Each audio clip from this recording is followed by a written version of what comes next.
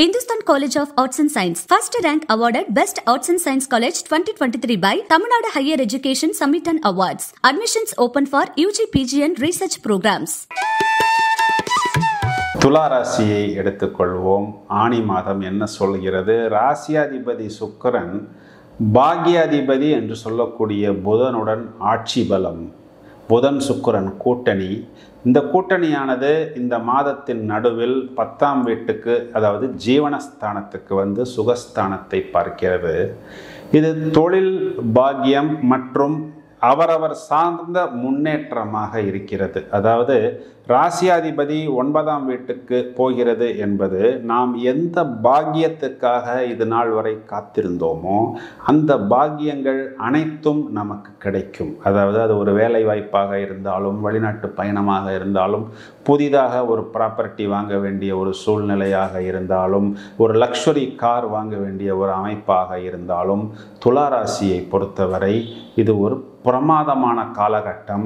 இந்த புதன் சுக்கிரன் கூட்டணி என்பது அஷ்ட ஐஸ்வர்யங்களையும், இளமை மாறாத ஒரு தோற்றத்தையும், ஒரு வசீகரத்தையும், ஒரு ஈர்ப்புத்தன்மையையும், ஒரு புத்திசாலித்தனத்தையும் பிரமாதமாக வெளிப்படுத்தி அதன் மூலம் ஏராளமான வாடிக்கையாளர்களை நம் பக்கம் ஈர்த்து இழுத்து நமது வார்த்தைக்காக, நமது புத்திசாலித்தனத்துக்காக, நமது அங்க லட்சணங்களுக்காக, நமது பொலிவுக்காக இவர்கள் காத்திருக்கிறார்களா? நம்மைத்தான் ரசிக்கிறார்களா? நமது வார்த்தைகளைத்தான் இவர்கள் புகழ்கிறார்களா?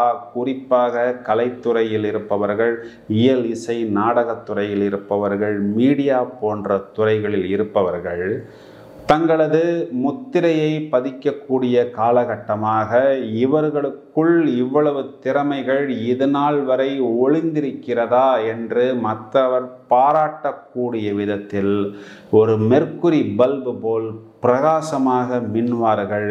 இது முதலில் இவர்களுக்கு பாக்கியத்தை கொடுத்து பிறகு 10ஆம் வீட்டுக்கு, அதாவது ஜூன் மாதம் 27ஆம் தேதி புதன் கடகத்துக்கு வருகிறது. ஜூலை மாதம் 8ஆம் தேதி சுக்கிரன் கடகத்துக்கு வருகிறது. 10ஆம் வீடு என்று சொல்லக்கூடிய தொழில் ஸ்தானத்தில் அமர்ந்து தொழிலில் இவர்களுக்கு மேன்மை ஏற்படுத்தக்கூடிய காலகட்டம். பிரமாதமான அமைப்பு. வருடத்துக்கு ஒரு முறை தான் இவர்களுக்கு இது போல் ஒரு வாய்ப்பு ஏற்படும். கன்னியில் புதன் ஆட்சி பெறும் பொழுது அங்கு சுக்கிரன் நீசமாகிறது. மீனத்தில் சுக்கிரன் ஆட்சி பெறும் பொழுது அங்கு புதன் நீசமாகிறது. மிதுனத்திலும் துலாத்திலும் தான் இந்த கூட்டணி பழுதில்லாத ஒரு கூட்டணியாக அமர்கிறது. தொழிலில் ஒரு பிரமாதமான ஜாக்பாட். ராசியை செவ்வாய் 7ஆம் பார்வையாக பார்க்கிறது. செவ்வாய் என்பது எதிரிகளை பந்தாடுவது, எதிர்ப்புகளை முறியடிப்பது, உடலில் ஒரு வேகத்தை, எனர்ஜியை கொடுப்பது. குறிப்பாக இந்த ஜிம்முக்கு செல்பவர்கள், 6 பேக் வைத்து கொள்ள வேண்டும் என்று ஆசைப்படுபவர்கள், வரக்கூடிய சில பெண்கள் எல்லாம் சொல்கிறார்கள், சார் சைஸ் 0 என்கிறார்கள். இது என்னம்மா, நீங்கள்லாம் எப்படி சார் ஜென்ஸ் எல்லாம் 6 பேக்குன்னு சொல்கிறீங்கல்ல சார்?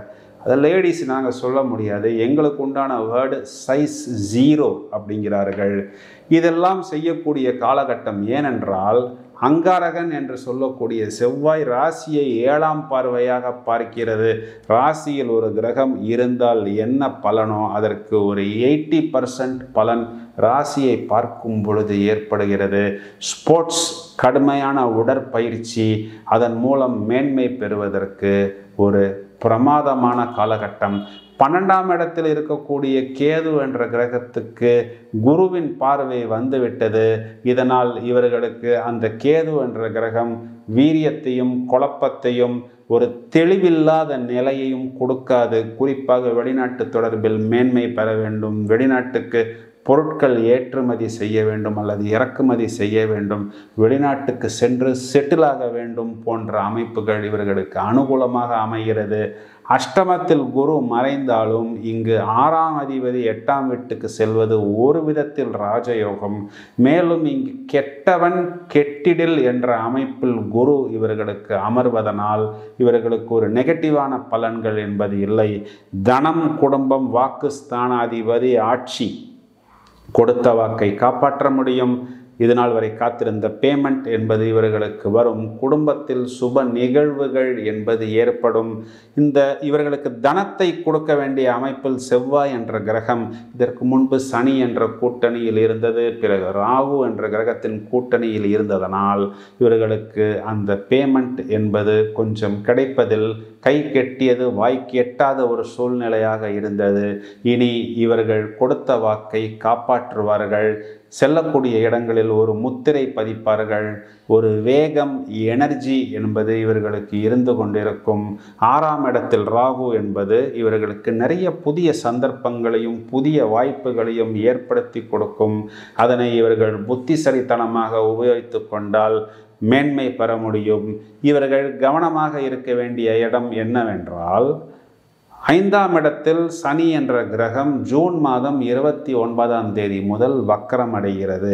இங்கு 5ஆம் வீடு என்பது புத்திரம், பூர்வீகம், மந்திரஸ்தானம். குழந்தைகள் சம்பந்தப்பட்ட விஷயங்களில் கவனமாக இருக்க வேண்டும். அதாவது புதுசாக கொண்டு போய் நான் ஒரு ஸ்கூலில் சேர்க்குறேன், புதுசாக ஒரு கோர்ஸுக்கு போகிறேன், ஒரு வெளிநாட்டில் ஒரு யூனிவர்சிட்டிக்கு என் குழந்தைய அனுப்புகிறேன், அங்கே போய் படிக்கட்டும் அப்படிங்கும் பொழுது டபுள் செக் செய்ய வேண்டும். இந்த மாற்றம் தேவையா? இதனால் எந்த விதமான சிக்கல் இல்லாத அளவுக்கு இவர்கள் கவனமாக பார்த்து கொள்ள வேண்டும்.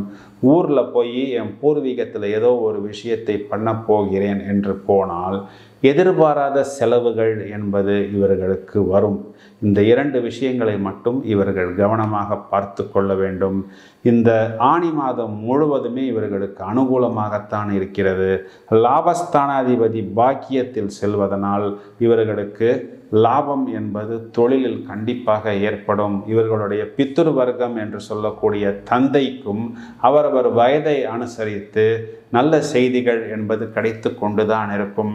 புதன் சுக்கிரன் கூட்டணி என்பதும் செவ்வாயின் ஆட்சி பலம் என்பதும் இந்த ஆனி மாதம் முழுவதுமே துலா ராசிக்கு அனுகூலமான பலன்களை கொடுக்கும். வாழ்த்துக்கள். விருச்சிகம்.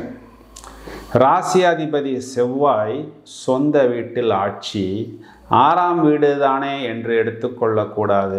6ஆம் வீடு என்பது 10ஆம் வீட்டுக்கு 9ஆம் வீடாகவும் 9ஆம் வீட்டுக்கு 10ஆம் வீடாகவும் வருகிறது. தொழில் ஸ்தானத்துக்கு பாக்கியம், பாக்கியஸ்தானத்துக்கு தொழில் ஸ்தானம். ராசிக்கு குரு பார்வை வந்த பிறகு விருச்சிக ராசிக்காரர்களை கையில் பிடிக்க முடியவில்லை. இது நாள் வரை இவர்கள் யாரை எதிரியாக உருவாக்கினார்களோ இப்பொழுது படிப்படியாக அந்த எதிரிகளை இவர்கள் வென்று கொண்டிருக்கிறார்கள். இதுவும் ஓரளவுக்கு ஜனரஞ்சகமான ஒரு விஷயம் என்றுதான் எடுத்துக்கொள்ள வேண்டும்.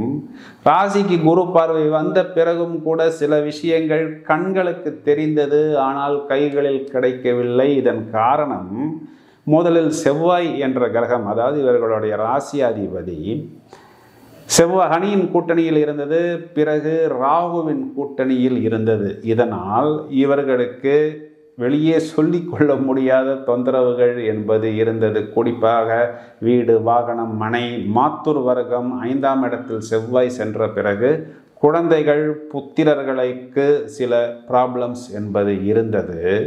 இப்பொழுது செவ்வாய் ஆட்சி பலம் என்பது நான் சொன்னது போல் எதிரிகளை பந்தாடி எதிர்ப்புகளை முறியடித்து கம்பீரமாக துடிக்குது புஜம் என்று சொல்லக்கூடிய அளவில் எங்கிருந்து இவர்களுக்கு இந்த வேகம் வந்தது என்று தெரியாத அளவுக்கு யாரை பார்த்தாலும் ஒரு வெற்றி நடை போடக்கூடிய அமைப்பாக இருக்கிறது. எந்த விஷயத்தாக இருந்தாலும் அதனை எளிதாக இவர் சமாளித்து விடுவார்கள்.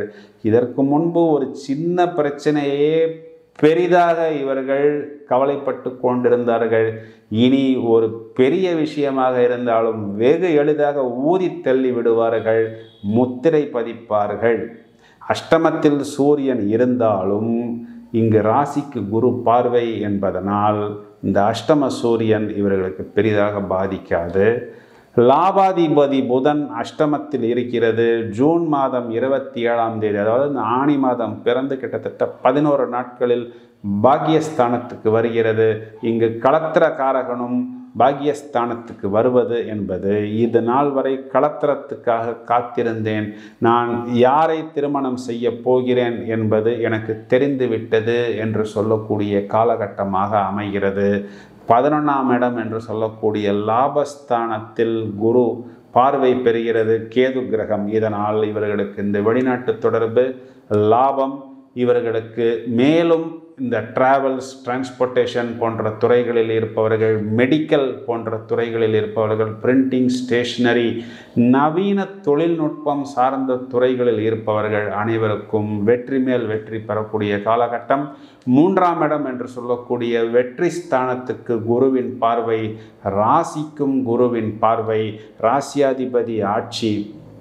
பஞ்சமஸ்தானத்தில் இருக்கக்கூடிய இந்த ராகு என்ற கிரகம் குழந்தைகள் சம்பந்தப்பட்ட விஷயத்தில் கொஞ்சம் கெடுதல்களை கொடுத்து கொண்டிருந்தது.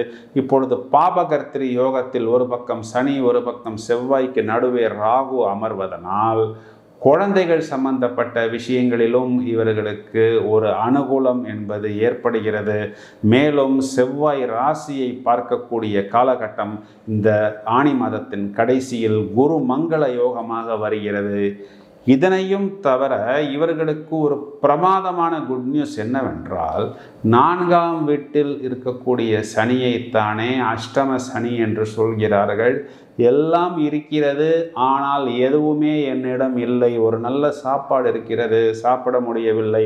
ஒரு நல்ல வாகனம் இருக்கிறது, என்னால் அதனை ஓட்ட முடியவில்லை.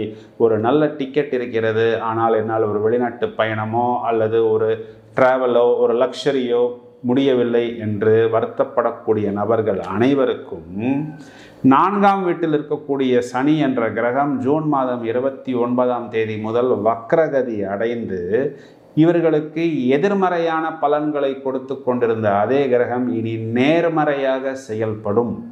சுகஸ்தானாதிபதி சுகஸ்தானத்தில் ஆட்சி பலம். இதனால் வீடு, வாகனம் அனைத்து விஷயங்களிலும் இவர்களுக்கு ஒரு ஃபேஸ் லிஃப்ட், நெக்ஸ்ட் லெவல், ஒரு லக்ஸரி வாகனம் வாங்க முடியும். இவர்களது மாத்தூர் வர்க்கம், அதாவது தாய் வயதை அனுசரித்து குட் நியூஸ் என்பது ஏற்படும். ஒரு இடம் வாங்கி வீடு கட்ட வேண்டிய சூழ்நிலை இருக்கக்கூடிய நபர்களுக்கு ஒரு ப்ராப்பர்ட்டி வாங்க முடியும். மேலும் மேன்மை பெறக்கூடிய காலகட்டமாக இருக்கிறது. ஃபேக்ட்ரி வைத்து நடத்துபவர்கள், இண்டஸ்ட்ரி வைத்து நடத்துபவர்கள் மளமளவென்று முன்னேறக்கூடிய காலகட்டம். 5ஆம் வீட்டில் இருக்கக்கூடிய ராகு என்ற கிரகத்தின் தொந்தரவுகள் இந்த மாதம் இவர்களுக்கு இல்லை. இந்த மாதம் முழுவதுமே இவர்களுக்கு ஒரு பிரமாதமான காலகட்டம். பாகியஸ்தானம் வலுப்பெறுகிறது, குரு பார்வையும் ராசிக்கு வருகிறது. பிரமாதமாக இதனை உபயோகித்துக் கொள்ளுங்கள். வெற்றி பெறுவதற்கு வாழ்த்துக்கள். தனுர் ராசியை எடுத்துக்கொள்வோம். புதன் சுக்கிரன் கூட்டணி ராசியை பார்க்கிறது. இதனால் இவர்களுக்கு புதிதாக சந்தர்ப்பங்கள் ஏராளமாக ஏற்படும். ராசியாதிபதி குரு 6ஆம் வீட்டில் இருந்தாலும் 10ஆம் வீடு என்று சொல்லக்கூடிய தொழில் ஸ்தானத்தை பார்ப்பதனால் 10ஆம் வீட்டில் இருக்கக்கூடிய கேது என்ற கிரகத்தின் நெகட்டிவான பலன்கள் தடைப்பட்டு தொழிலில் மேலும் மேன்மை என்பது ஏற்பட்டு விஸ்தாரமாக தொழிலை இவர்கள் வளர்த்து கொள்ள முடியும். இந்த குரு என்ற கிரகம் 2ஆம் இடம் என்று சொல்லக்கூடிய தனம், குடும்பம், வாக்குஸ்தானத்தை பார்ப்பதும், தனஸ்தானாதிபதி குடும்பஸ்தானாதிபதி ஆட்சி பலம் பெறுவதும் இவர்களுக்கு குடும்பத்தில் சுப நிகழ்வுகள் என்பதும் கொடுத்த வாக்கை காப்பாற்றக்கூடிய காலகட்டமாக அமைகிறது. புதன் என்ற கிரகம் ராசியை பார்க்கிறது. இதனால் இவர்களுக்கு புதிதாக யோசனைகள் புத்திசாலித்தனமாக வந்து கொண்டிருக்கும். சுக்கிரன் என்ற கிரகமும் ராசியை பார்க்கிறது.